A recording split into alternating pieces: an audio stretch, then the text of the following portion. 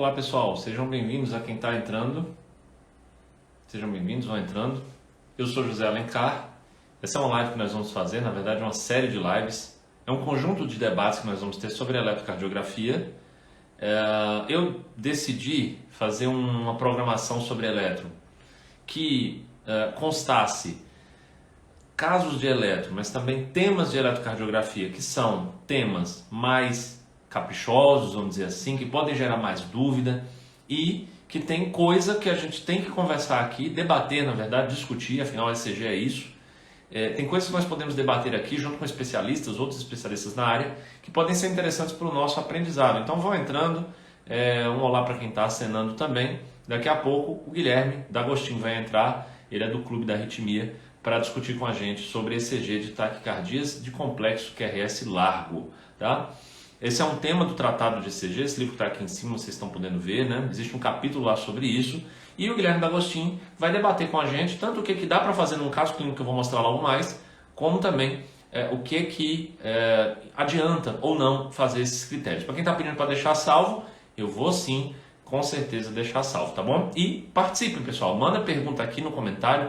Manda pergunta também. Se eu fechar o comentário é para não ficar na frente, aparecendo na cara do Guilherme, mas manda na caixinha de perguntas também, tá legal? Bom, o Guilherme já está aqui, mas eu vou chamar ele daqui a pouco, porque eu vou começar mostrando esse caso clínico aqui. É um homem de 68 anos, chagásico, que dá entrada com esse eletro, hein? Fica atento aí, Guilherme, daqui a pouco você vai entrar para comentar esse eletro, tá? Essas derivações, tá pequenininho de ver, mas eu vou contar para vocês. É de D1 até AVF, é uma taquicardia mesmo, o complexo QRS é largo, esse é o tema, né, da live de hoje. ECG também é baseado em evidências, mas a gente vai conversar sobre isso, né? Então, é um QRS largo. O Felipe está perguntando, pode ter um FA com taquicardia com QRS largo? Com certeza pode, mas aí seria, já que é FA, seria um ritmo irregular. Esse não, esse é um ritmo regular, com taquicardia de QRS largo, tá? Tem aqui algumas características, quero que vocês fiquem atentos agora, de D1 até AVF, a gente vai comentar logo mais, mas rapidinho, sem perder tempo, eu já vou mudar aqui para V1 até V6, aqui.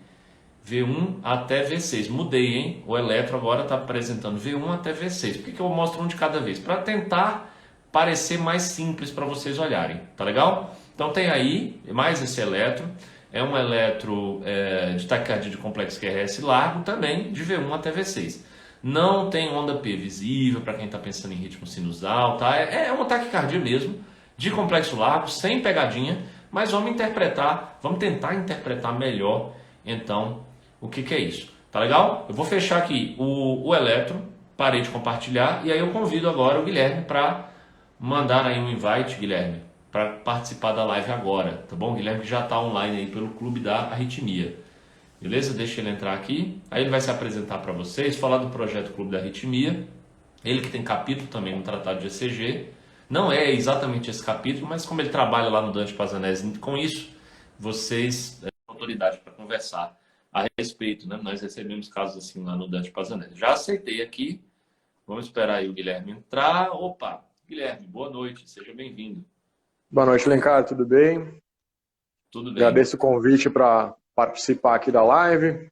Me apresentar então aqui, sou Guilherme, sou assistente do Dante Pazanese, do Serviço de Eletrofisiologia e Estimulação Cardíaca e cofundador do Clube da Arritmia junto com o Dr. Matheus Schaefer e o Otávio Soares. Somos ex-residentes de cardiologia do Dante e criamos esse projeto aí para tentar difundir o ensino das arritmias de maneira direta, objetiva e baseado em casos clínicos da vida real aí, e também baseado em evidências. E fiquei muito feliz pelo convite, tanto para participar da live quanto dos livros aí do Dr. Alencar. Obrigado, Guilherme. O arroba Clube da Arritmia é muito recomendado, viu, pessoal? Quem sair aqui dessa live já entra em arroba Clube da Arritmia e adiciona lá, especialmente se você gosta disso. Acho que quem está aqui gosta, né, Guilherme? Quem está nos assistindo agora é porque já tem esse Com certeza. E é um Instagram muito didático mesmo, tá bom? Vale muito a pena. Obrigado eu por ter participado e por ter participado também do tratado de ECG, do manual prático, do manual. Você está em todas, né, Gui? Então, o que você tem a dizer sobre o eletrocardiograma, partindo do pressuposto clínico, tá? No tratado de ECG eu falo o tempo todo, olha, sejamos clínico-cêntricos e não eletrocêntricos, né? O cara não é um eletro que apareceu na minha frente, eu mostrei ali o histórico dele, é um histórico importante. Claro. Doença de Chagas. Então, o que você acha dessa informação e do eletro que foi apresentado?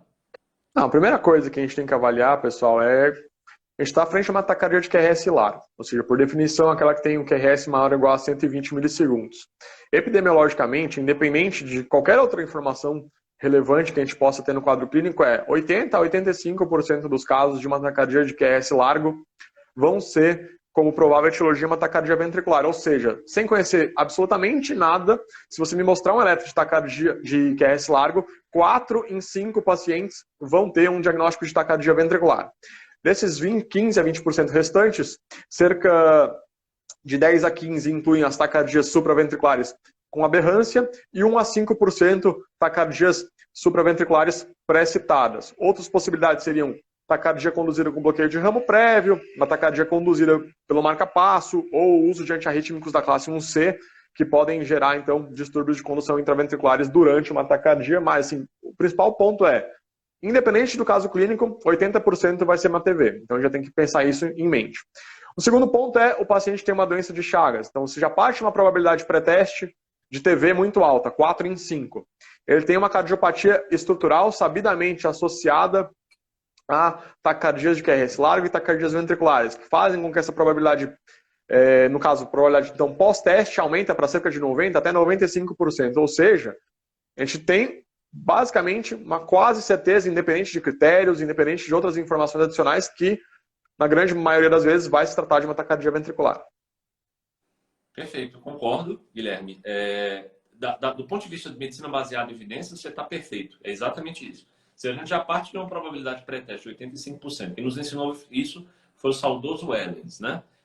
Mas o paciente ainda é chagasco em cima, a probabilidade dele aumenta muito da gente estar diante de uma taquicardia ventricular. Só que existem os critérios, né? E aí, é parte fundamental do aprendizado de eletrocardiograma que se aprenda também sobre os critérios de eletrocardiográficos de diferenciação entre TV e de TAC supra. Daqui a pouco a gente vai falar se isso é importante realmente na prática ou é importante só para o aprendizado de eletro. Mas, partindo do pressuposto que é importante para o ensinamento, por enquanto, de ECG, alguns critérios que nós usamos, alguns não, vou me corrigir aqui, todos os critérios têm uma razão de existir, né? Tem um porquê, um racional. Sim. Então, fala para a gente um pouquinho de alguns critérios aqui que você vai lembrando, que podem falar assim, olha, se tiver aquele critério presente, fala mais a favor ainda de taquicardia ventricular. Vou dar um exemplo aqui, tá? O critério de Pava, que é o critério que fala sobre do começo do R até o pico da R em D2, tem uma determinada duração, e se passar daquilo ali, então você tem uma boa probabilidade de ser taquicardia, uma probabilidade ainda maior, né, de CTV. Esse é o critério de Pava, tem um racional atrás disso, mas a gente fala outros critérios também, até no de Pava, enfim. Fala aqui alguns minutinhos sobre isso, Guilherme, para o pessoal aprender. Então, o que baseia, o que é a fisiopatologia de uma taquicardia ventricular? Basicamente, a presença de pelo menos 3 batimentos consecutivos de etiologia ventricular, que podem ser sustentados ou não. Sustentados caso durem mais do que 30 segundos ou que causem alguma repercussão clínica. Basicamente, então vai ser uma taquicardia de QRS largo, cuja frequência ventricular está dissociada do átrio, ou seja, átrios e ventrículos batendo de maneira díspar, com a frequência ventricular maior do que a atrial na grande maioria das vezes. Temos algumas exceções, por exemplo, uma taquicardia ventricular, se o paciente tiver uma condução retrógrada, 1 para 1, é uma possibilidade, mas é a exceção na regra. E essa ativação ocorre inicialmente célula a célula, músculo a músculo, através dos discos intercalares das junções gap. Então, consequentemente, a ativação inicial do complexo QRS vai ser lenta, vai ser devagar, atrasada, empastada. Então isso, por exemplo, o critério que o Dr. Alencar citou, o critério de Pava parte desse princípio, que é do início do complexo QRS até o pico da R, caso o complexo seja positivo, ou do início do QRS até o nadir da S, caso ele seja negativo acima de 50 milissegundos. Esse é um ponto de corte que foi verificado no estudo, mas o racional a ativação inicial é célula a célula, discos intercalares e, consequentemente, um início lento. Então, outros critérios utilizam o mesmo pressuposto. Por exemplo, o último critério de Verekey, o VI-VT, o início do QRS até o nadir da S, no Brugada acima de 100, também utilizam esse mesmo pressuposto, que a ativação inicial é célula a célula. Ela vai atingir o sistema de condução no final, ou seja, a parte final do QRS é devagar. Diferente de um ataque supra com aberrância, onde o bloqueio de ramo ele é funcional. ou seja, um bloqueio de ramo direito ou esquerdo, pelo período refratário do ramo, e consequentemente esses atrasos são médio-terminais, ou seja, o início do QRS é feito pela ativação inicial pelo sistema His-Purkinje e o atraso é médio-terminal. Então, uma das possibilidades seria essa. Outro, o desvio do eixo. Notem nesse eletro, pessoal, que ele tem um AVR positivo. Onde está a AVR? O AVR está a noroeste, está entre menos 90 e menos 180. O que leva um eixo do QRS para esse quadrante? Basicamente, se não uma taquicardia ventricular, fora do contexto da taquicardia, cardiopatias congênitas extremamente complexas. Então, você olha uma taquicardia de QRS largo com um eixo completamente desviado, um desvio extremo do eixo, que a gente chama, até que provem o contrário, pensar em taquicardia ventricular também. Associação atrioventricular, tentar ver, por exemplo, indicações de dissociação aveno-eletro, por exemplo, um batimento de captura ou difusão, que é famosa exceção, confirmando a regra, ou seja, um...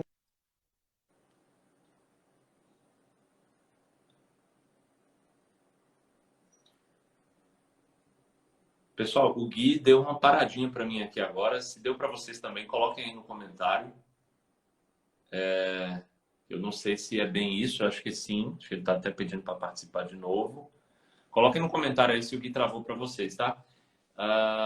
Beleza, vamos ver aqui se ele volta. Acho que sim, né? Acho que ele está travado, não é só para mim. É isso aí, tá bom. Bom, o Gui falava de alguns critérios, né? Boa, Cecília respondeu aqui. Obrigado, Cecília, aceitei ele de volta. Enquanto ele está voltando, eu quero falar algumas coisas com vocês sobre isso que ele estava comentando. O Guilherme estava fazendo o quê? Ele estava falando sobre critérios eletrocardiográficos de diferenciação entre taquicardia supraventricular com aberrância ou até uma pré-excitada e uma taquicardia ventricular, quando o paciente tem uma taquicardia de complexo QRS largo, né? Era isso que ele estava falando para vocês. E aí ele citou algumas que eu quero chamar a atenção para vocês. Por exemplo, ele citou aqui a dissociação atrioventricular, né? O eixo noroeste, ele citou PAVA.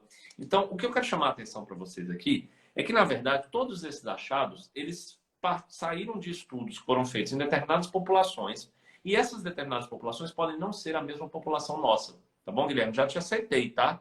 Tô esperando aí você, talvez seja a tua internet, acho que entra no 4G para melhorar, mas já toda vida que você tá mandando aqui, eu tô te aceitando.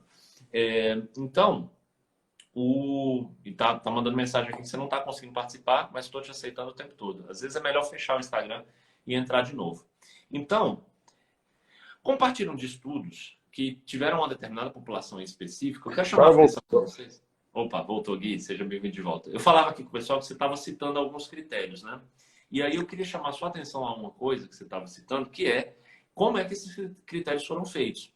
Então, por exemplo, a história da dissociação atrioventricular ser supostamente tem uma alta especificidade para a TV, isso é verdade, isso saiu de um estudo de Brugada, né? Brugada colocou em números de sensibilidade e especificidade, mas naquela população dele, será que ele teve taquicardias supraventriculares do tipo TRN com bloqueio retrógrado do ventrículo pro átrio? Ou taquicardias nodoventriculares e nodofasciculares, que também são taquicardias supraventriculares com dissociação AV? Isso não é chegar todo dia no estudo eletrofisiológico, não, hein? Isso é assim, um por ano que você pega. Então, se não chegou lá, não está incluso no critério. Então, não está incluso no estudo e, consequentemente, a especificidade foi 100%, mas porque não chegou ninguém.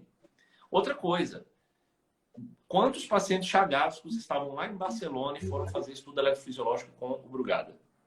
Quantos pacientes chagástricos? Quantos chagástricos participaram dos estudos do Jastrzebski, que é o cara que descreveu o VT-score, polonês, de Cracóvia? Na Cracóvia, quantos chagástricos tem? Né? Então, a gente tem que estar de olho nesses critérios, tá? Mas primeiro com esse viés que eu estou citando aqui agora, levando em consideração de que isso pode ter falseado, porque simplesmente o paciente em questão não estava lá. Você citou um aqui, eixo noroeste. Será que é um congênito? Quantos congênitos participaram dos estudos do Brugada e do Jastrzebski, né? Verequei e tudo mais. Então, tem que estar de olho nisso. Outra questão é que, assim, todos os achados têm sua sensibilidade e especificidade, e eu ensino muito, né, nos meus manuais de medicina baseada em evidências, e transponi isso também para o tratado de ECG. Você já teve a oportunidade de ver, todos os achados que eu descrevo sensibilidade e especificidade no tratado, eu também descrevo a razão de verossimilhança positiva e negativa, de todos. Eu tive esse cuidado no tratado de ECG. Por quê? Porque eu acredito que a razão de verossimilhança positiva e negativa, Guilherme, são muito mais úteis para o médico. Em que sentido? Vou dar um exemplo aqui de um score que você falou. Por exemplo, a questão do eixo noroeste, tá? O Jastrzebski, para desenvolver o VT Score, o TV Score, ele acabou testando vários critérios, né? Sensibilidade e especificidade dele retrospectivamente lá na população que ele tinha na Polônia. E o eixo noroeste ele chegou a uma sensibilidade de 22,4% e uma especificidade de 85,7%. Isso não nos diz muita coisa. Sensibilidade e especificidade foram feitas para enganar o médico, como eu falo no meu livro, como eu explico muito bem. A gente tem que usar a razão de verossimilhança. E aí a razão de verossimilhança positiva desse achado é de 1,57 e a negativa, eu estou olhando aqui, ó, 0,91. O que significam esses números? Quando uma pessoa tem um ataque cardíaco complexo QRS largo e o eixo dela é noroeste, isso aumenta em 1,57 vezes, nem chega a dobrar. Nem chega a dobrar. Aumenta em 1,57 vezes a chance dele ter um ataque cardíaco ventricular. Que, como você falou muito bem, Gui, já era muito alta. A probabilidade de ter uma TV só por ter um ataque cardíaco de QRS largo, como você falou, é de 4 em 5. Então eu aumento isso em 1,57 vezes. Tá entendendo como assim? Importa pouco no final das contas, porque eu já meio que já sabia o que era, né? Mas importa, tem assim uma razão de verossimilhança positiva, não maravilhosa, mas existe. E a negativa de 0,91, aí isso é ruim. 0,91 é quase 1. Então, se eu tiver esse achado não presente, também não quer dizer nada. É como é de se esperar, é lógico. Só porque não é noroeste, então não é TV, não. Aí é 0,91 a razão de verossimilhança negativa. Entende? Tem mais outros aqui que são interessantes, mas eu acho que vale a pena a gente pensar nisso, né? Por exemplo, será que é um chagasco também?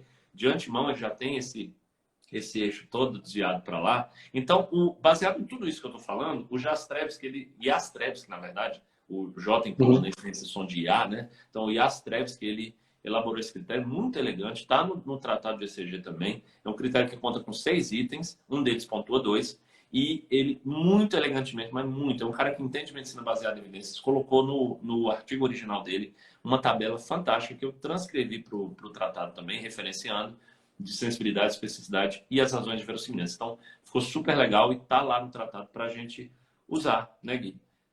Mas eu acabei te interrompendo. Você queria falar mais algum achado para a gente dar uma colinha? Não, acho que de início seria mais ou menos isso, né? A duração do complexo QRS também seria quanto mais largo, maior a probabilidade de ser uma TV, né? Uma taquicardia com um BRD acima de 140 e um BRI acima de 160 corroboram ainda mais a probabilidade de ser TV, especialmente se esse atraso desses bloqueios for mais inicial. Acho que seria isso, né? Dissociação, eixo e a fisiopatologia básica aí. Perfeito, perfeito. Para quem está entrando agora, pessoal, essa é uma live sobre ECG nas taquicardias complexo QRS largo. Eu sou José Alencar, esse aqui é o Guilherme D'Agostino, que é do @Clube da Arritmia. Inclusive, fica o convite para vocês saírem da live depois e seguirem o Clube da Arritmia. E nós estamos falando sobre um caso, um paciente chagasco de 68 anos que teve um ataque cardíaco de QRS largo. Nós analisamos primeiro a probabilidade clínica pré-teste dele, avaliamos alguns critérios que a gente podia aplicar no eletro dele, mas agora vamos falar da terceira e última parte da nossa live, uma live curta mesmo. Eu não quero tomar teu tempo nessa noite, eu sei como é que é live no Instagram. Você quer abrir o Zap, não pode, porque está na live, então a gente vai fazer mais curto mesmo, tá? Então, Guilherme, para a gente encerrar, a última pergunta, que você pode se alongar, tá? Fica tranquilo, não é te apressando. A última pergunta é a seguinte. Você, como eletrofisiologista lá do Dante Pazanese, que vai passar visita no pronto-socorro no dia seguinte à internação desse paciente, tá? O que influencia para você, na hora da tua passagem de caso, de visita, qual foi o critério que deu positivo, qual foi que deu negativo? Muda a tua conduta em alguma coisa isso daí? No princípio não, porque em curto e médio prazo, a aplicabilidade dos critérios não altera nenhum desfecho, não altera a mortalidade, não altera a taxa de recidiva, em nada. O que muda desfecho no contexto de uma taquicardia de QRS largo é, primeiro, você avaliar ou não a presença de cardiopatia estrutural. A ausência de cardiopatia estrutural não é tão benigna quanto se pensava, porque, primeiro, a cardiopatia estrutural pode ser incipiente e ferramentas mais convencionais, como um ecocardiograma convencional, eletrocardiograma básico, eventualmente não flagram alterações incipientes, como, por exemplo, região apical, UVD, eventualmente algumas doenças arritmogênicas não são cardiopatias estruturais e se manifestam de maneira intermitente, por exemplo, um QT longo, um QT curto, um Brugada, uma TVPC, vão ter eletrocardiogramas esporadicamente alterados e não o tempo todo.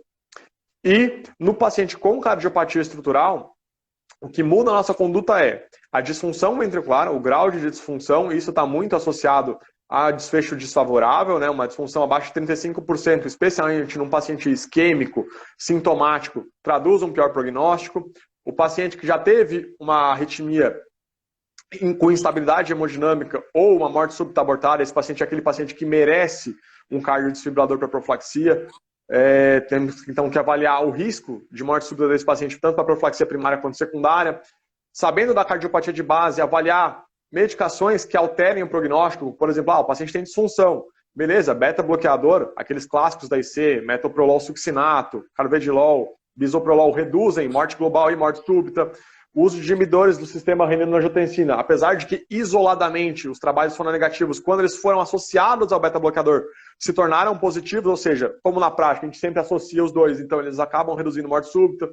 Os antagonistas dos mineralocorticoides e mais recentemente os inibidores da neprilisina, tudo isso reduz tanto morte global quanto súbita. O ressincronizador naquele paciente com QRS alargado, acima de 150 em ritmo sinusal, sintomático, que tem dissincronia intraventricular. Quando você indica um ressincronizador, uma terapia de ressincronização, você altera tanto a qualidade de vida, mas também a mortalidade desse paciente, a morte súbita também. Então tem diversas nuances que a gente tem que avaliar e não é o critério eletrocardiográfico que vai definir tanto em curto quanto a longo prazo qual vai ser a minha conduta baseada no prognóstico desse paciente. Basicamente, os exames que vão ser feitos a partir de agora, que esse cara internou depois do ataque de QRS largo, são eco, ressonância e provavelmente, possivelmente, um estudo eletrofisiológico também, para fazer o diagnóstico diferencial. Enfim, o algoritmo diagnóstico terapêutico desse paciente, o que o Gui acabou de falar, depois tem uma tabelinha do tratado de ECG que eu ainda vou compartilhar com vocês, para quem está vendo aqui, para quem ficar até o final. Vou mostrar como é que é, então, isso que o Guilherme falou, no algoritmo lá do tratado de ECG. Gui, aí você falou que a longo prazo não é e a curto também não. Então, como é que é quando eu recebo, o que eu devo fazer, o médico que está lá no pronto-socorro deve fazer, se eu receber um paciente no pronto-socorro em taquicardia de complexo QRS largo, eu devo fazer os critérios, porque os critérios vão mudar a conduta minha lá ou não? Como é que é? A princípio, conduta não deve mudar. Primeira coisa que você tem que avaliar é a estabilidade ou instabilidade hemodinâmica. Se esse paciente tiver sinais claros de hipoperfusão, choque, uma insuficiência cardíaca aguda, uma angina claramente decorrente de uma taquiarritmia ou um rebaixamento do nível de consciência, você vai considerar esse paciente como instável hemodinamicamente e deve proceder à cardioversão elétrica sincronizada. Caso este paciente seja estável hemodinamicamente, você deve proceder ao tratamento da taquicardia de QRS largo, que na grande maioria das vezes vai... a gente poderia... Tem uma droga que, a princípio, é um pouco mais eficaz que a nossa amiodarona. Acho que o Gui travou de novo. Vamos ver se ele vai voltar aqui rapidinho. Mas acho que o Guilherme estava falando, ele ia falar agora do tratamento do paciente agudo, que chega em taquicardia ventricular no pronto-socorro, e esse paciente agudamente seria tratado estável com amiodarona, e dá para fazer um teste com adenosina também nesse caso, se der tempo. Tá? Acho que era isso que ele ia falar. Ele está travado aqui para mim até agora. Espero que eu não esteja falando em cima dele, mas é isso, acho que sim. Tá? Beleza, então, o que o Guilherme falava era que a longo prazo não muda. Resumindo, é isso. A longo prazo, o que vai realmente fazer diferença na vida desse cara é eco, talvez uma ressonância e talvez o estudo eletrofisiológico. E a curto prazo, no pronto-socorro, o tratamento é genérico para as taquicardias de QRS largo. Ela não faz distinção entre se o paciente está tendo uma TPSV aberrada, ou antidrômica ou com TV. Não, o tratamento é genérico. Ele é para taquicardia de QRS largo. Então, aquele paciente lá do elétrico que eu mostrei, posso mostrar de novo daqui a pouco, para quem ficou em dúvida, como a taquicardia de QRS largo, no pronto-socorro, na emergência, eu já sei o que fazer. E amanhã, na avaliação desse paciente, eu também já sei o que fazer. A gente vai aprender aqui agora, tá bom? Olha só, eu vou mostrar de novo aqui rapidinho O eletro do paciente, então, para quem não viu, é um senhor chagasco de 68 anos, esse é D1 até AVF, então taquicardia de complexo QRS largo. Nós aprendemos agora nessa live, e eu espero que tenha feito sentido para vocês. Se não fez, escreve no comentário que a gente debate, tá? Mas a mensagem é: não faça os critérios para tomar conduta. Faça os critérios como uma curiosidade, tá? Porque eles não mudam conduta. O tratamento no pronto-socorro tem que ser genérico para um ataque cardíaco de QRS largo. Começa com um teste com adenosina se você tiver tempo, se der tempo fazer. E o tratamento mesmo é com a amiodarona venosa, de preferência, tá? E a longo prazo, eu vou falando enquanto eu mudo o eletro dele para ver uma TV6, e a longo prazo o Guilherme também nos falou que não faz diferença. Não é o critério que você, que estava na porta do pronto-socorro, fez, que vai mudar a conduta de nós, eletrofisiologistas, eu e do Guilherme, que vamos chegar no dia seguinte para avaliar esse paciente. Legal, pessoal? Olha, eu vou mostrar aqui um slide que mostra a tabela, né? Que o Yastrebski colocou lá no artigo dele e está no tratado de ECG. Essa tabela está pequenininha de ver, mas no tratado você vai ver com muita tranquilidade. Ela mostra cada critério eletrocardiográfico que foi estudado pelo Yastrebski, que aqui tem critério de Pava, de Verequer. Ele fez um trabalho excelente. Sensibilidade, especificidade e como eu não posso deixar de fazer, né? Como eu falo muito em medicina baseada em evidências, eu sou autor de livro de MBE e também o autor do tratado, e o tratado ele é isso, ele também é baseado em evidências, então o tratado traz as razões de verossimilhança positiva e negativa, porque é isso que o médico tem que fazer. Diante de um achado, não é sensibilidade e especificidade, não. É razão de verossimilhança, positiva e negativa. E aí eu mostro aqui, aumenta em quantas vezes a chance, diminui em quantas vezes se tiver negativo, tá tudo lá. E para a gente finalizar, então, o slide que eu prometi para vocês. Como é o acompanhamento a longo prazo do paciente, se não é com o critério que você fez. Se não é com o critério que você fez, pessoal, é com eco, ressonância e estudo eletrofisiológico. Por quê? Porque o Guilherme falou ali, na fala dele, ele falava, olha, se tiver uma TV de coração doente, o coração dele for doente, então são duas opções. Ou é uma TV cicatricial, do tipo, é um paciente que já infartou, é um paciente que tem chagas, cardiomiopatia ritmogênita do VD, cardiomiopatia hipertrófica, algum desses. Ou é uma TV ramo a ramo, que também é uma taquicardia de coração doente, tá? Pelo eletrofisiológico, pela ressonância você consegue dar o diagnóstico de coração doente, não é pelo eletrocardiograma de crise, não é pelos critérios que você fez, é pela ressonância e o eco.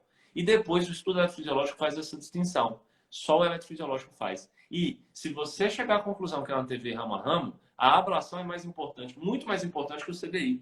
E se ela for cicatricial, o CDI é muito mais importante que a ablação. O Guilherme ia com certeza finalizar a frase dele falando sobre CDI ainda, né? Que é o que vai realmente mudar o desfecho em termos de redução de morte súbita desses pacientes, tá? Se for uma TV de coração normal, uma TV idiopática, como nós chamamos, então a ablação é o primeiríssimo dos tratamentos e o CDI quase que não entra, né? Por quê? Porque, como o Guilherme falou, pode até ser um coração doente incipiente, mas eu não sei disso, não sei se é. Então eu ainda vou investigar melhor, tá? Recebi aqui na caixinha de perguntas que é muito bom a live, espero que sim mesmo, tá? E se for uma TPSV, e quem foi que descobriu que é uma TPSV de verdade? Não é o critério, é o eletrofisiológico. Se o eletrofisiológico confirmar para mim que é uma TPSV, eu fico muito tranquilo em fazer apenas uma ablação para esse paciente e nem pensar em CDI para ele, porque é só uma TPSV. Então, você está vendo como na decisão entre ablação e ou CDI, o teu critério não ajuda? O que ajuda mesmo é o que vai vir depois, é o acompanhamento que o eletrofisiologista vai fazer. Então, o critério eletrocardiográfico não ajuda, só atrapalha no paciente agudo e não ajuda em nada também no paciente crônico, tá certo? Que são os critérios eletrocardiográficos de TV, então. São curiosidades, são coisas que nós temos que saber, porque faz parte da análise eletrocardiográfica, tá? Mas a gente não tem que aplicar no paciente, tá certo? Nem a curto prazo, nem a longo prazo. Por causa disso, e em segundo lugar também, porque como nós já falamos, a probabilidade de pré-teste é muito alta, já parte de 80%. Então todos os critérios já estão meio que jogando em uma partida que está ganha, tá certo? Provavelmente vai dar TV mesmo. Legal, pessoal? Porque se não der, então a razão de verossimilhança negativa não é tão alta assim, você continua com a hipótese de TV, after all. Ok, pessoal? Obrigado, Guilherme. Eu não chamei você de volta para a live, eu sei que você mandou o convite aí, porque eu já estou apresentando o slide, né? E quando eu apresento o slide, só eu posso participar. Legal, pessoal? Olha, muito obrigado para quem ficou aqui. Espero que tenham gostado da live. Como eu prometi, uma live curta de 30 minutos só. Nós estamos encerrando. Espero que vocês tenham gostado. Essa é só a primeira live dessa série. Depois a gente vai falar de ECG de atletas. Um tema muito legal para a gente falar. Morte súbita em atleta. Como é que é o ECG dele? O que é que eu posso encontrar de anormal, de alterado, de borderline? Essa vai ser com o Silvio Póvoa. E depois ECG em pediatria e cardiopatias congênitas. Não percam, porque se você gostou dessa, as outras também vão estar muito, muito legais. Obrigado, pessoal. Até a próxima. Tchau, tchau.